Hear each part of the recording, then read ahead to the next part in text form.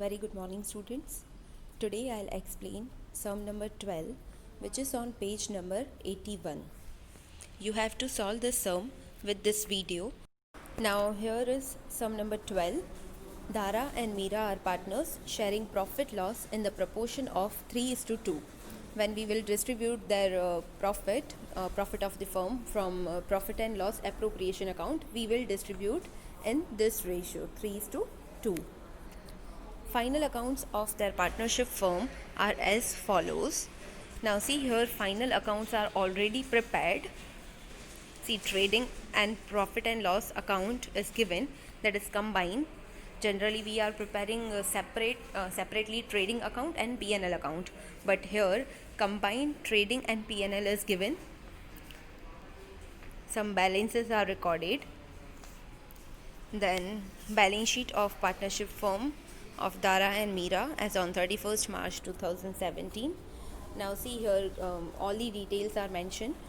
Some balances of fixed assets, current assets, and on capital liability side, capital, their drawings, net profit according to this profit and loss account, and liabilities.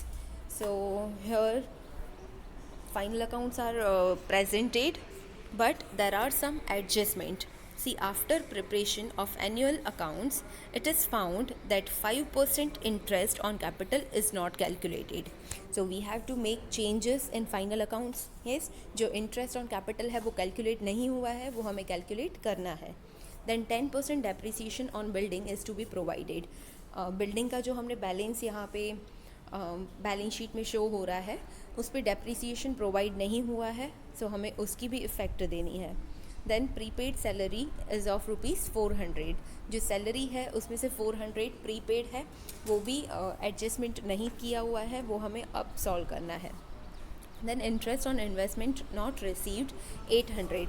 जो हमारे investment है उसका interest है but receivable है, अभी तक receive नहीं हुआ है, सो इसकी भी इफ़ेक्ट हमें देनी पड़ेगी.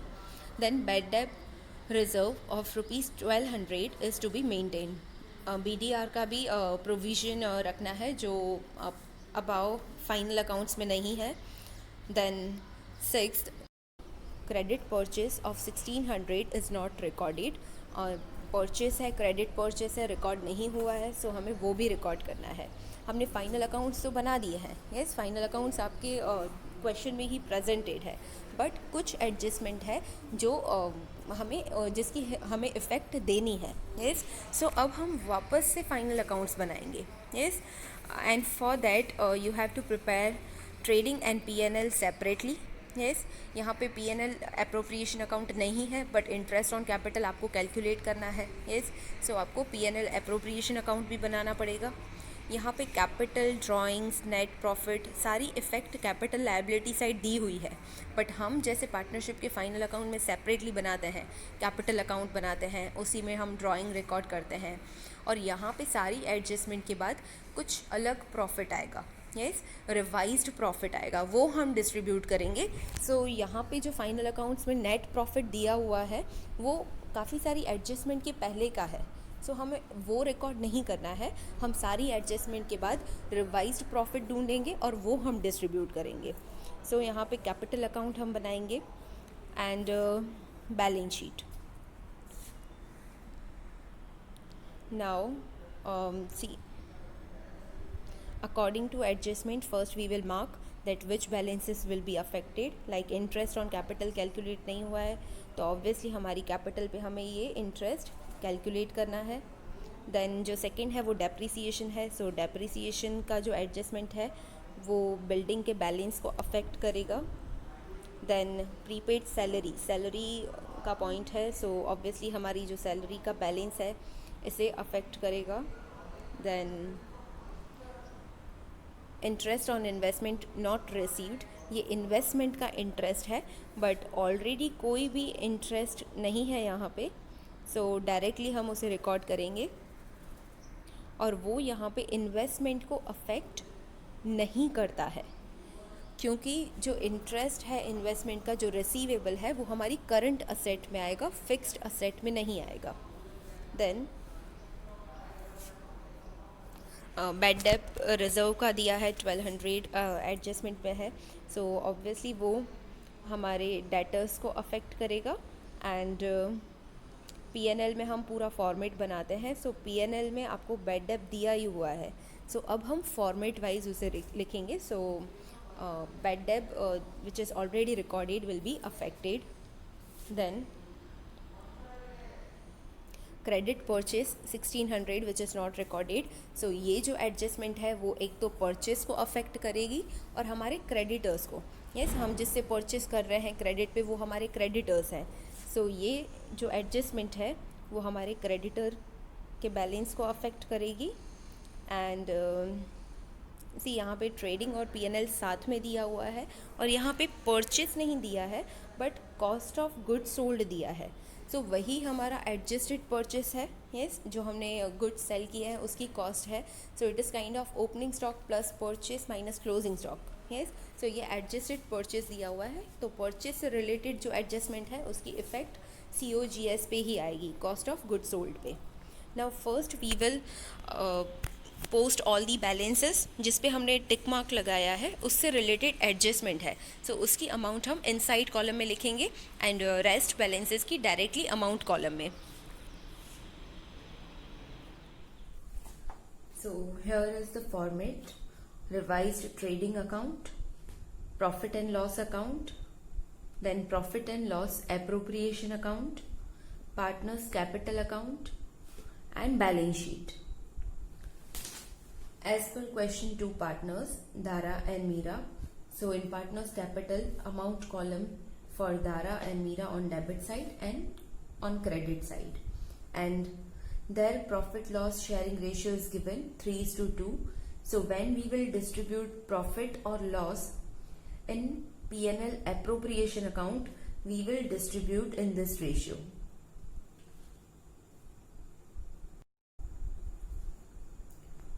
In this sum, there are so many details in profit and loss account, so I'm not giving heads, but you have to write the head and you have to write balances according to the head.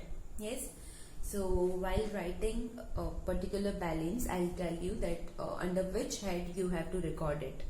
So listen carefully and accordingly you have to do this sum with me. Now first we will write balances.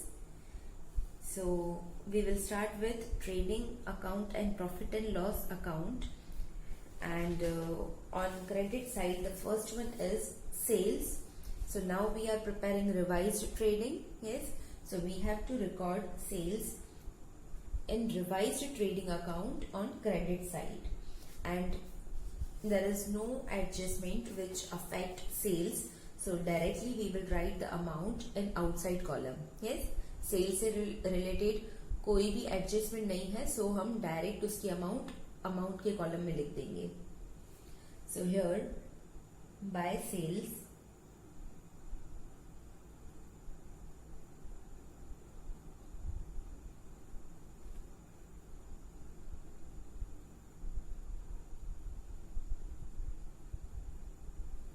and amount is 7,84,000.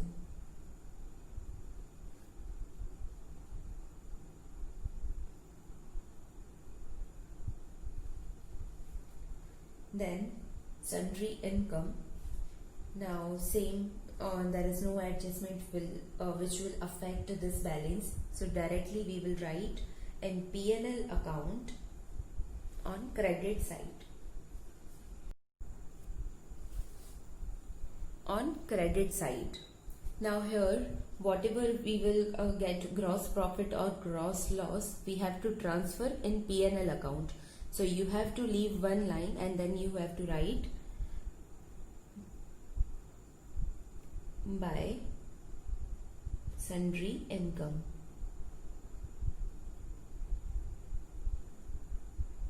And amount is 7,000. Then third, bad debt return. Bad debt return हमारी income है। Past में हमने bad debt consider करके हमारा loss record किया था, वो आगे चल के हमारा इंसॉल्वेंट डेटर हमें कुछ पैसे रिटर्न कर रहा है। यस, पास्ट में हमने बैड डेट की तरह रिकॉर्ड किया था, अब उस बैड डेट में से कुछ अमाउंट हमें रिटर्न आ रही है। सो बैड डेट रिटर्न हमारी इनकम है प्रॉफिट एंड लॉस अकाउंट में credit side by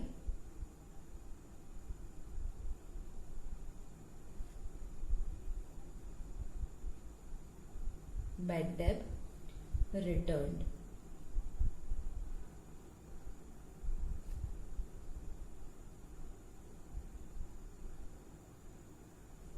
And amount 1000. Now trading P&L में क्रेडिट साइड 3 ही बैलेंस थे जो हमने रिकॉर्ड कर दिए हैं. Now we will start debit side. The first one is to cost of goods sold. So ये cost of goods sold है. It means cost जो हमने goods sell किए हैं उसकी. Yes, it is kind of opening purchase plus purchase minus closing stock. Yes, so हम यहाँ पे revised trading में debit side record करेंगे. To cost of goods sold.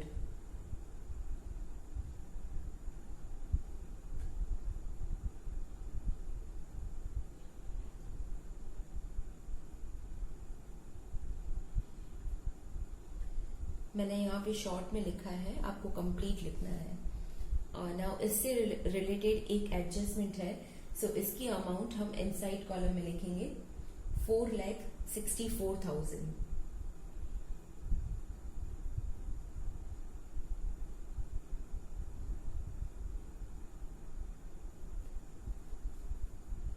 Then to office expense. हमारा एक्सपेंस है, हम P&L अकाउंट में debit side record करेंगे. अब ऑफिस एक्सपेंस है, सो एडमिनिस्ट्रेटिव एक्सपेंस के हेड में आएगा. यस, ऑफिस से रिलेटेड है, एडमिनिस्ट्रेटिव एक्सपेंस है. So here we will write to office expense and amount is 80,000.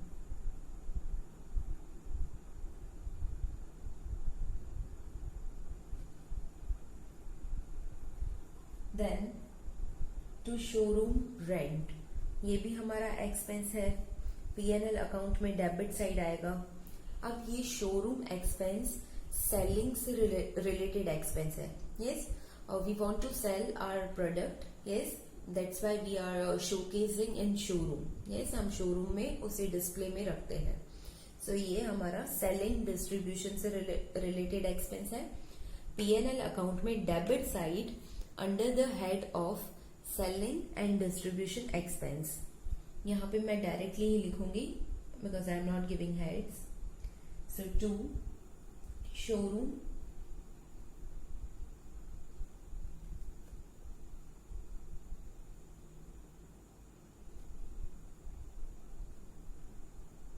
expense and amount is 10,000.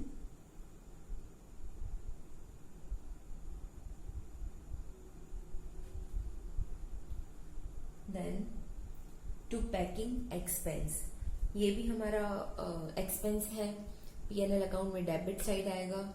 And properly हम पैकिंग में गुड्स सेल करते हैं, सेलिंग से रिलेटेड एक्सपेंस है. So selling and distribution expenses के head में आएगा. P&L account debit side under the head of selling and distribution expense. To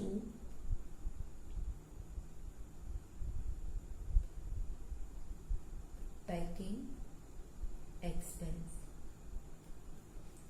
and amount है 12,000.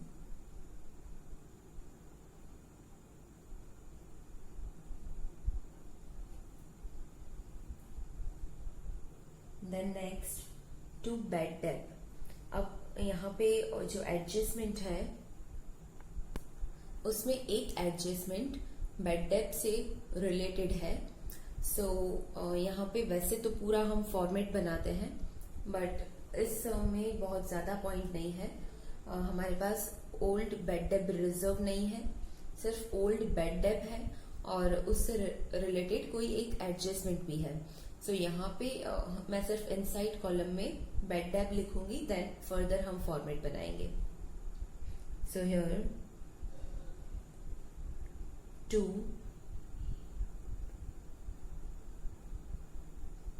bed debt, that is 8,000.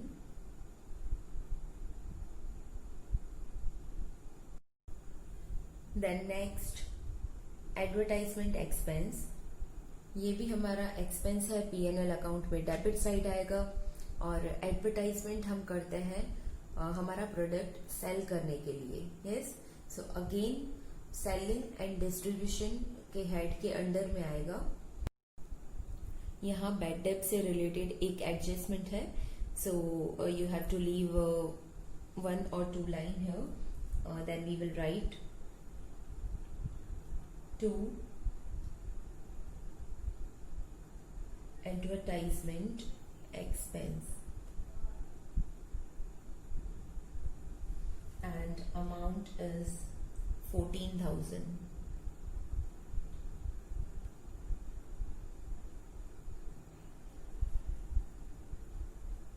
Then next, to selling and distribution expense, P&L account debit side and selling and distribution expense है, सो उसी के head में आएगा 2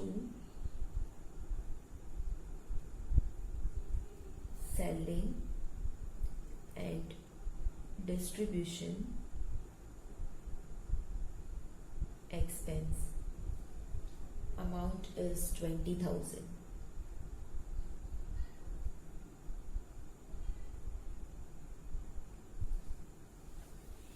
Then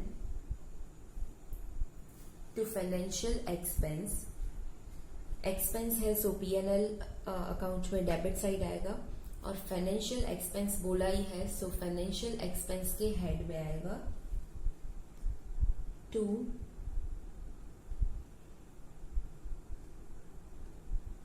financial expense and amount is 6,000.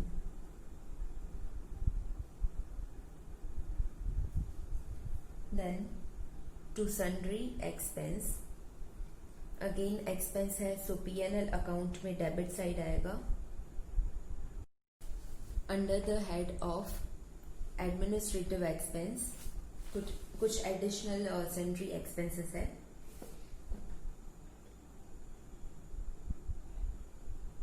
so 2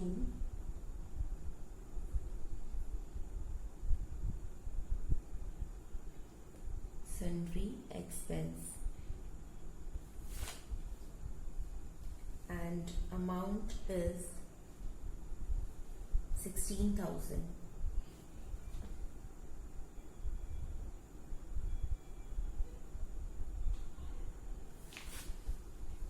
Then to salary, salary हमारा expense है, सो P&L account में debit side आएगा and salary हम हमारे एम्प्लॉयज को पे करते हैं, सो एडमिनिस्ट्रेटिव एक्सपेंस जो हमारे ऑफिस एक्सपेंसेस है उसमें कंसिडर होता है, सो एडमिनिस्ट्रेटिव एक्सपेंस के हेड में आएगा। एंड सैलरी से रिलेटेड एक एडजस्टमेंट भी है, सो हम उसकी अमाउंट इनसाइड कॉलम में लिखेंगे 2 salary and amount 8,000.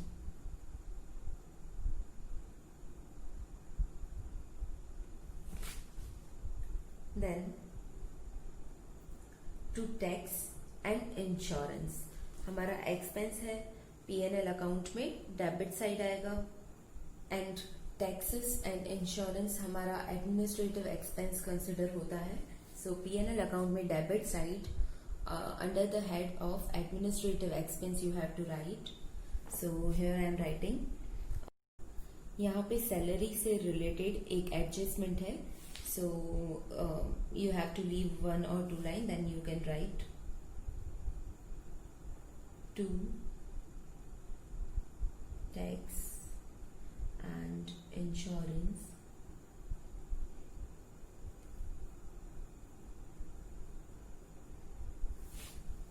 and amount is 2000.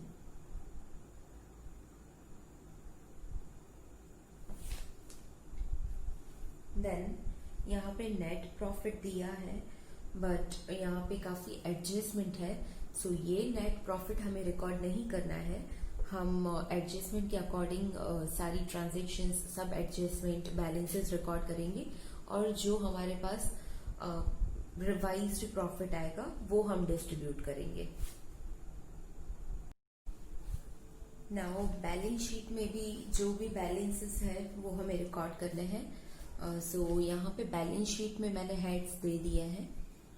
Capital हम लिखेंगे यहाँ पे कैपिटल में, बट यहाँ पे जो क्लोजिंग कैपिटल आएगी वो हम लिखेंगे. देन करंट लायबिलिटीज, यहाँ पे नॉन करंट लायबिलिटीज नहीं है, सो मैंने वो हेड नहीं दिया है. देन असेट साइड पे नॉन करंट असेट्स, उसमें fixed assets and current assets, दो हेड. नाउ फर्स्ट हम स्टार्ट करेंगे असेट्स साइड से. असेट साइड जो भी बैलेंसेस लिखे हुए हैं वो हम रिकॉर्ड करेंगे. फर्स्ट है बिल्डिंग, बट बिल्डिंग से रिलेटेड एक एडजस्टमेंट है, तो हम बिल्डिंग का बैलेंस लिखेंगे बट इनसाइड कॉलम में लिखेंगे. सो असेट साइड फिक्स्ड असेट्स में हम लिखेंगे building.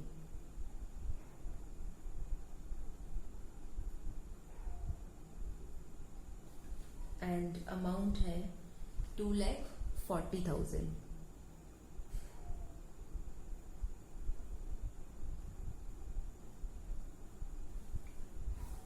Then plant and machinery, वो भी हमारी फिक्स्ड असेट्स में आएगा, सो हम यहाँ पे रिकॉर्ड करेंगे. यहाँ पे बिल्डिंग से रिलेटेड एक एडजस्टमेंट है, so you have to leave one line.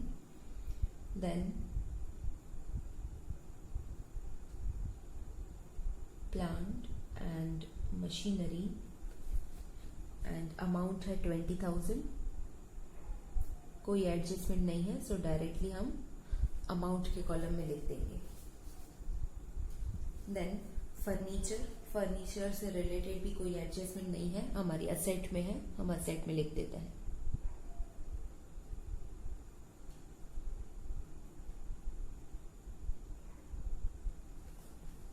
And amount 20,000. Then investment, investment से रिलेटेड एक एडजस्टमेंट है इंटरेस्ट की, बट इन्वेस्टमेंट का जो इंटरेस्ट रिसीवेबल है, रिसीव होना बाकी है, वो करंट असेट में आता है. सो यहाँ पे इन्वेस्टमेंट का बैलेंस हम डायरेक्ट आउटसाइड कॉलम में ही लिखेंगे.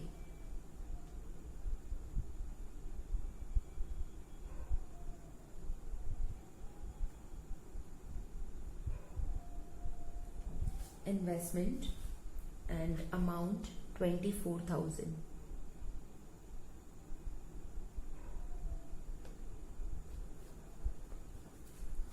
Then cash balance, so cash balance हमारा करंट असेट में आएगा. करंट असेट में cash balance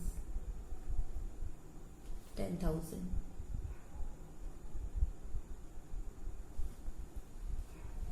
then bank balance same यहीं पे,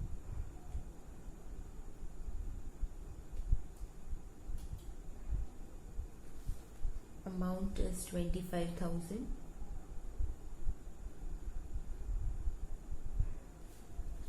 Then bills receivable, same हमारी current asset है, in future we are going to receive, so bills receivable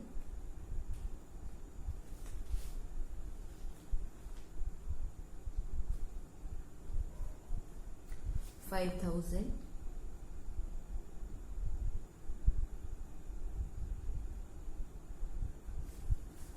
then debtors, debtors से related एक एडजस्टमेंट है, सो करंट असेट में आएगा, बट हम अमाउंट इनसाइड कॉलम में लिखेंगे.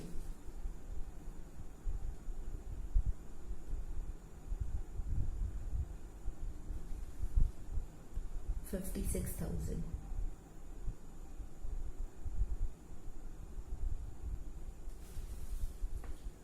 Now capital liability side. Capital liability side capital का बैलेंस दिया है, ड्राइंग्स का बैलेंस भी आपको यहीं से ही स्ट्रक्चर से मिल जाएगा. जो नेट प्रॉफिट है वो हम रिकॉर्ड नहीं करेंगे क्योंकि ये सारी एडजस्टमेंट के साथ हम रिवाइज्ड प्रॉफिट ढूंढने वाले हैं and that profit we will distribute. So जो स्ट्रक्चर दिया हुआ है वहां से हम कैपिटल का बैलेंस लिखेंगे. हम कैपिटल अकाउंट बना रहे हैं, सो कैपिटल का ओपनिंग बैलेंस कैपिटल अकाउंट में लिखेंगे. So capital account on credit side by balance brought down. जो दारा की कैपिटल है वो है 1,60,000. सो 1,60,000 एंड मीरा की जो कैपिटल है वो है 1,20,000. सेम इसी स्ट्रक्चर में ड्राइंग्स का बैलेंस भी दिया है. So partners capital debit side to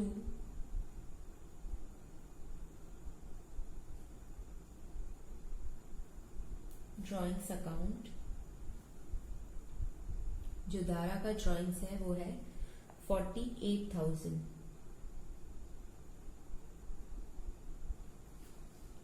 and Meera का जो ड्राइंग्स है वो है 24,000.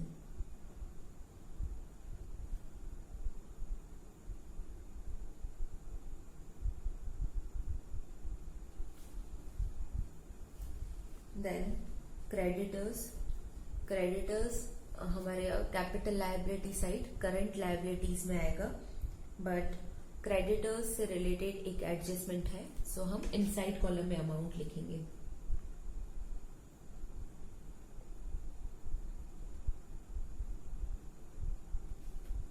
And amount is 32,000.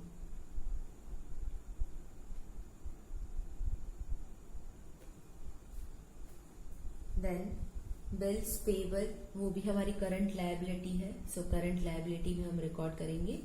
You have to leave 1 or 2 line here for adjustment. So here bills payable and amount is 8,000.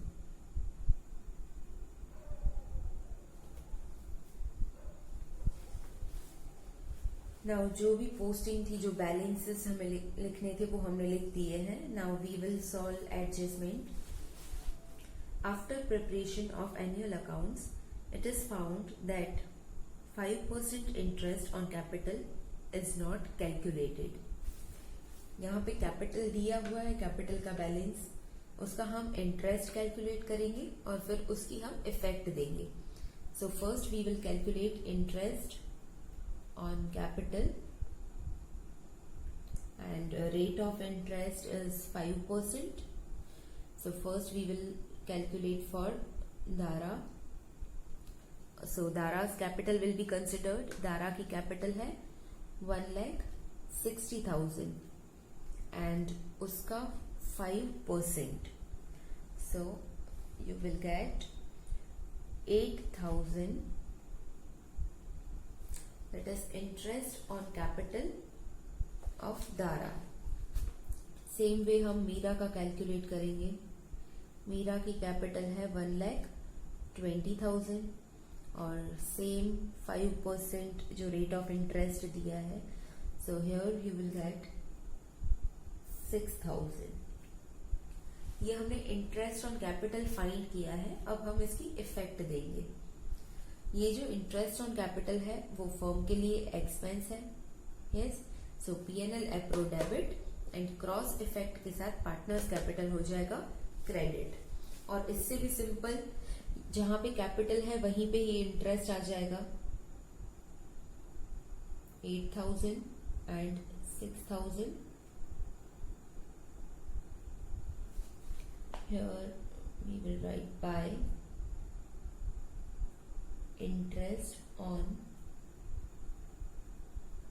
Capital and partners capital credit हुआ है तो P&L appro होगा debit. So P&L appro में debit side again you have to leave one line because यहाँ पे net profit या net loss आ रहा है वो आपको यहाँ पे P&L एप्रोप्रिएशन में लिखना है. So leave one line and then you have to write 2 interest on partners capital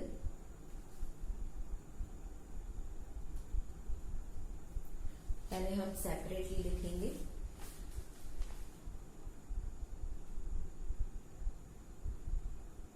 Dara and Meera.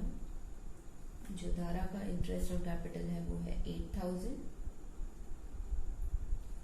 And Meera का जो इंटरेस्ट ऑन कैपिटल है वो है 6,000 and total 14,000. Then 10% depreciation on building is to be provided. यहाँ पे हमने बिल्डिंग का बैलेंस लिख दिया है, यहाँ पे डेप्रिसिएशन कैलकुलेट करना है. नाउ डेप्रिसिएशन का परसेंटेज भी दे दिया है 10%. सो डायरेक्टली आप वहीं पे ही कैलकुलेट भी कर सकते हो. और बैलेंस है 2,40,000 एंड उसका 10%.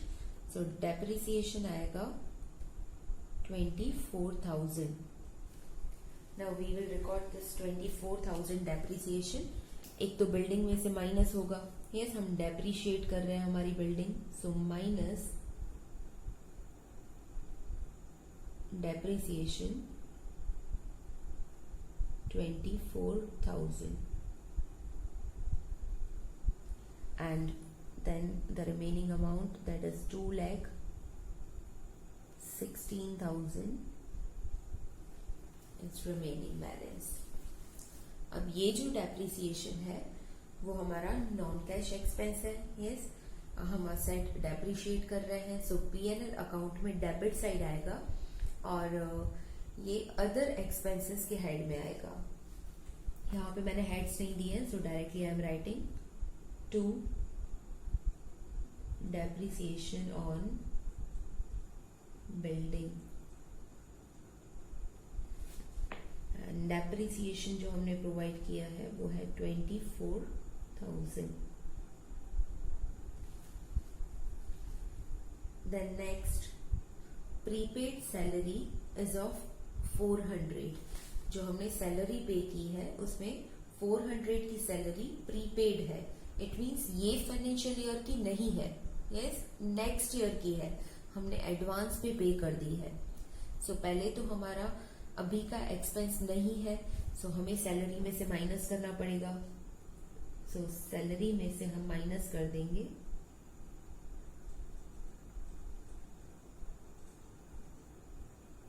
प्रीपेड एंड अमाउंट है 400.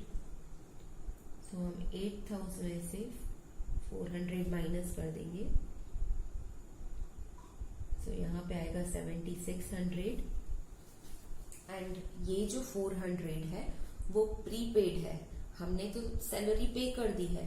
अब हमें क्या रिसीव होगा? सर्विस रिसीव होगी. So in future we are going to receive service. ये हमारी करंट असेट में आएगा.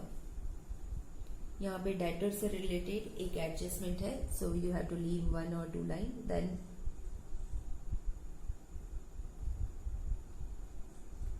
Prepaid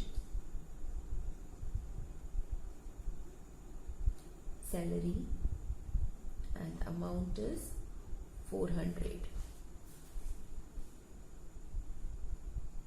Then interest on investment not received 800. जो हमारे इन्वेस्टमेंट है उसका इंटरेस्ट है 800 जो हमें अभी तक रिसीव नहीं हुआ है. फर्स्ट ऑफ ऑल हमारे इन्वेस्टमेंट का इंटरेस्ट है तो हमारी इनकम है. हमने कहीं पे कुछ इन्वेस्ट करके रखा हुआ है और उसका इंटरेस्ट हमें मिल रहा है. यस, जो अभी तक मिला नहीं है बट मिलने वाला है. तो पहले तो हमारी इनकम है, सो हमें हमारी इनकम रिकॉर्ड करनी है. So profit and loss account में credit side by interest on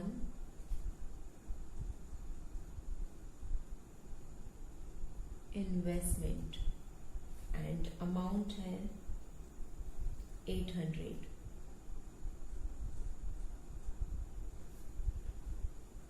and ये अभी तक रिसीव नहीं हुआ है, so it is kind of receivable interest.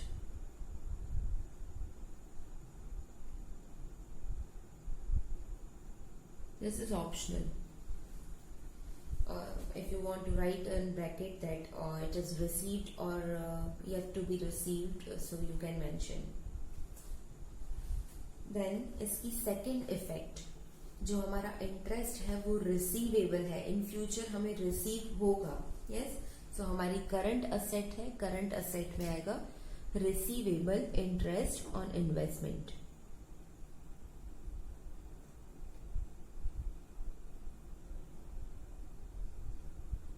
Receivable interest on investment amount is 800. Then bad debt reserve of rupees 1200 is to be maintained. जो bad debt से related एक balance भी हमने लिखा है और उसी से रिलेटेड एक एडजस्टमेंट है. यहाँ पे बोला है हमें बैड डेट रिजर्व रखनी है 1200. वैसे तो हमें कैलकुलेट करने का प्रीवियस टर्म में हमने सीखा था, ये कुछ परसेंटेज दिया होता था और हम कैलकुलेट करते थे. अब यहाँ पे तो डायरेक्ट अमाउंट दे दी है. यस, ये एडजस्टमेंट में दिया हुआ है बैड डेट रिजर्व. सो ये न्यू बैड डेट रिजर्व है. पहले तो हम डेटर में से माइनस कर देंगे. So here bad debt reserve and amount दी है 1200. सो यहाँ पे डेटर्स में से हम 1200 माइनस कर देंगे, रिमेनिंग 54,800. अब ये जो बैड डेट रिजर्व है ये हमें पीएनएल अकाउंट में भी रिकॉर्ड करनी है. सो जनरली हम जैसे पीएनएल अकाउंट में पूरा फॉर्मेट बनाते हैं, कुछ इस तरह हम फॉर्मेट बनाते हैं. Bad debt old, bad debt new. Yes, then हम उसमें ऐड कर देते हैं bad debt reserve new and फिर हम माइनस करते हैं bad debt reserve old. Yes, यहाँ पे देखो बैड डेट तो दिया हुआ है 8000. सो 8000. अब बैड डेट न्यू कुछ एडजस्टमेंट में था नहीं कि हमें बैड डेट हुई है. यस, बैड डेट रिकॉर्ड करनी है, राइट ऑफ करने हैं डेटर्स, ऐसा कोई भी नहीं था. So dash. Then bad debt reserve जो हमने अभी एडजस्टमेंट की रिकॉर्ड की है 1200.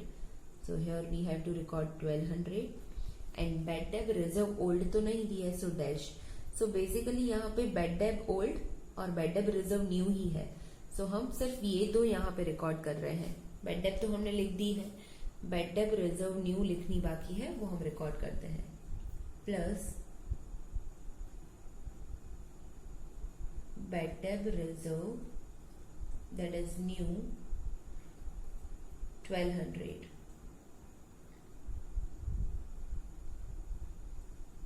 So here net 9,200.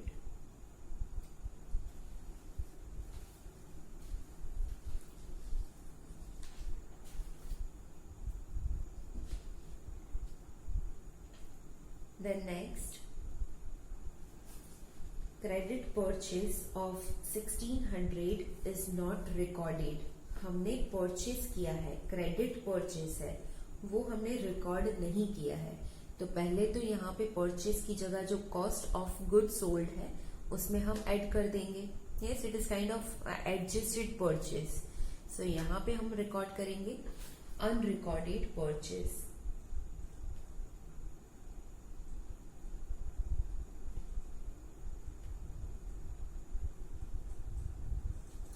And amount है 1600.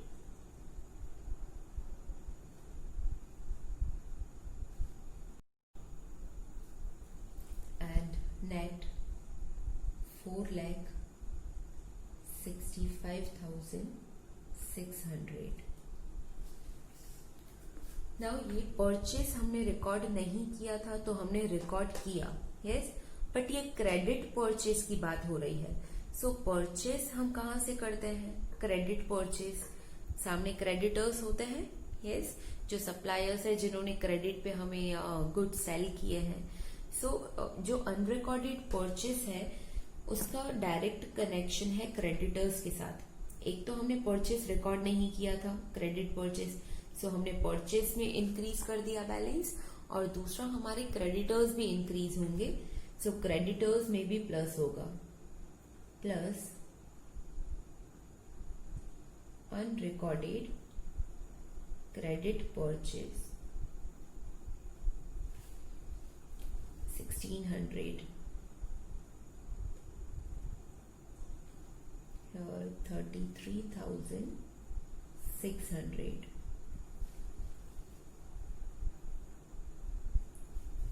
नाउ जो भी एडजस्टमेंट थी वो सारी हमने रिकॉर्ड कर दी है, नो एडजस्टमेंट इज लेफ्ट।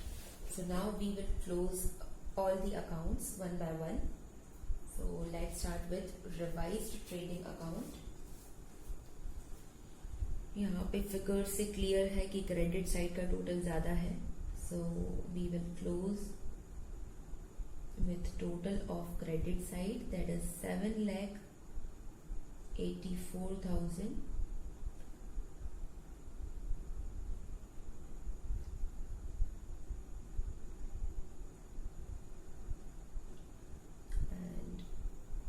यहाँ पे जब हम ये अमाउंट माइनस करेंगे तब हमें डिफरेंस मिलेगा 3,18,400, 3,18,400। ये हम बैलेंस करने के लिए डेबिट साइड रिकॉर्ड कर रहे हैं, but it is actually credit balance. Yes, हमारा प्रॉफिट है, ट्रेडिंग अकाउंट का है, सो ग्रॉस प्रॉफिट, और ये ग्रॉस प्रॉफिट हम पीएनएल अकाउंट में लेके जाएंगे। यस, सो यहाँ पे हमें लिखना पड़ेगा where we are carrying PNL account, so to PNL account and into bracket gross profit.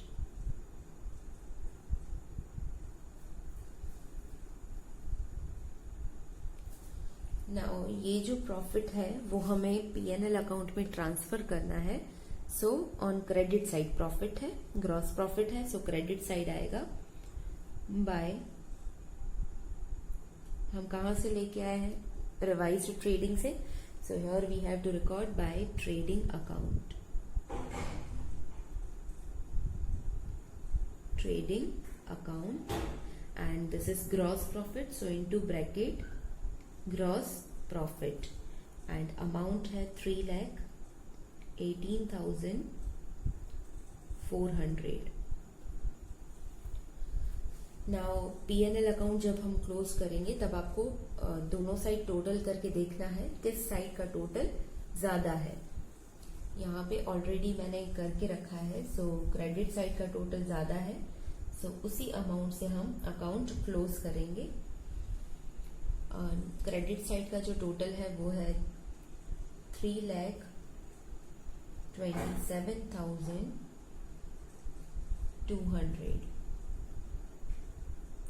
और सेम अमाउंट से हम अकाउंट क्लोज करते हैं, सो डेबिट साइड सेम हम लिखेंगे 3,27,200। जब आप डिफरेंस निकालोगे तो आपका डिफरेंस आएगा 1,26,400। ये जो डिफरेंस है वो है हमारा नेट प्रॉफिट, और ये नेट प्रॉफिट हम लेके जाते हैं पीएनएल एप्रो में। यस, मैंने इसका जो फॉर्मेट बनाया है वो इस तरह से, trading then PNL appro, partners capital and then balance sheet. Yes, so ये हम पीएनएल एप्रो में लेके जाएंगे, सो यहाँ पे हमें लिखना पड़ेगा to PNL appropriation account into bracket net profit, ये हमें पीएनएल अकाउंट से मिल रहा है, सो ये हमारा नेट प्रॉफिट है।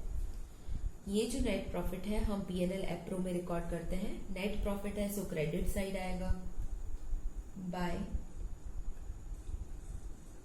पीएनएल अकाउंट, हम पीएनएल अकाउंट से लेके आ रहे हैं, so PNL account into bracket net profit, और अमाउंट है 1,26,400।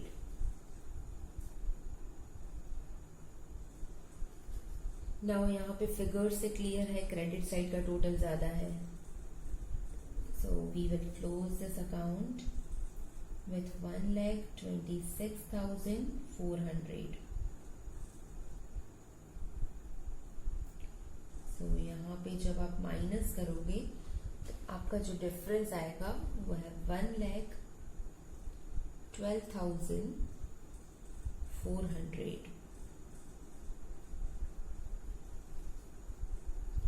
अब ये जो है वो है डिविजिबल प्रॉफिट, जो हम डिस्ट्रीब्यूट करेंगे और उसकी क्रॉस इफेक्ट पार्टनर्स कैपिटल में क्रेडिट साइड आएगी। सो पहले हम यहाँ पे लिख देते हैं to where we are transferring to partners capital, so to partners capital account and this is divisible profit, so into bracket divisible profit.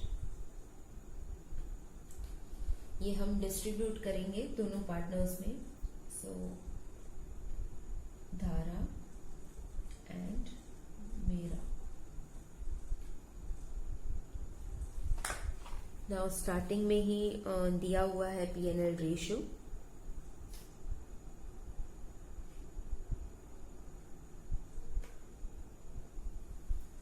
धारा एंड मीरा, उनका पीएनएल रेशियो है 3:2 एंड टोटल उनके रेशियो का है 5। अब ये जो डिविजिबल प्रॉफिट है हम डिस्ट्रीब्यूट करेंगे, और फर्स्ट धारा का हमारा टोटल डिविजिबल प्रॉफिट है 1,12,400।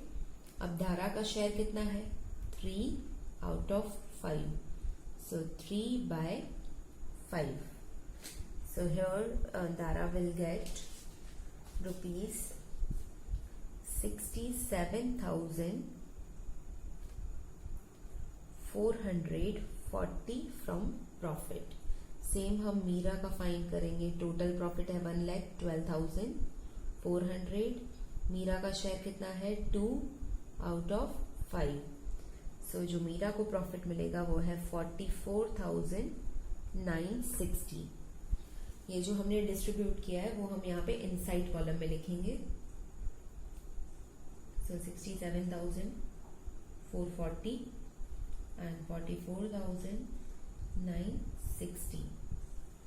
ये हम क्रॉस इफेक्ट से पार्टनर्स कैपिटल में देते हैं। Yes, PNL appro debit, cross effect partners capital credit. So यहाँ पे मैंने पार्टनर्स कैपिटल अकाउंट बनाया है, उसमें हम क्रेडिट साइड रिकॉर्ड करेंगे by PNL appropriation account into bracket divisible profit। धारा के कॉलम में 67,440 एंड मीरा के कॉलम में 44,960। यहाँ पे आप टोटल करके टैली भी कर सकते हो कि जो आपने डिस्ट्रीब्यूट किया है वो सेम 1,12,400 है कि नहीं है। Yes, you can tally here. Then हम पार्टनर्स कैपिटल अकाउंट क्लोज करेंगे। यहाँ पे क्रेडिट साइड का टोटल ज्यादा है, so here I am writing first total. जो धारा का टोटल है वो है 2,35,440 और जो मीरा का है वो टोटल है 1,70,960 and same we will write on debit side 2,35,440 and 1,70,960 जब आप माइनस करोगे, डिफरेंस फाइंड करोगे, तब आपका क्लोजिंग बैलेंस आएगा. That you have to write here to balance carried down. And difference, जो धारा का डिफरेंस है, धारा की क्लोजिंग कैपिटल है वो आएगी 1,87,440. एंड जो मीरा की क्लोजिंग कैपिटल है वो है 1,46,960.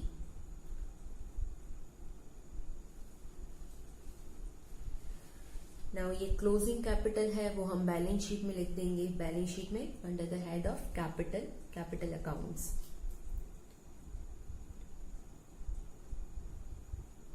दारा एंड मीरा.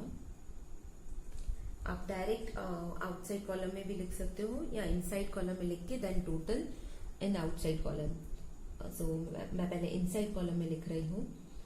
जो दारा की क्लोजिंग कैपिटल है वो है 1,87,440 और जो मीरा की कैपिटल है वो है 1,46,960 and total 3,34,400. When you will make total, you will get 3,76,000.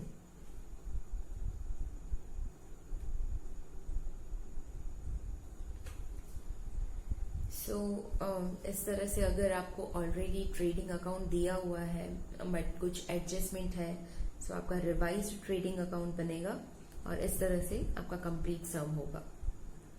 I hope सारे पॉइंट्स क्लियर है. If you have any doubt, you can ask me, you can call me, or you can drop message too. So solve this sum in your notebook and send me images on WhatsApp.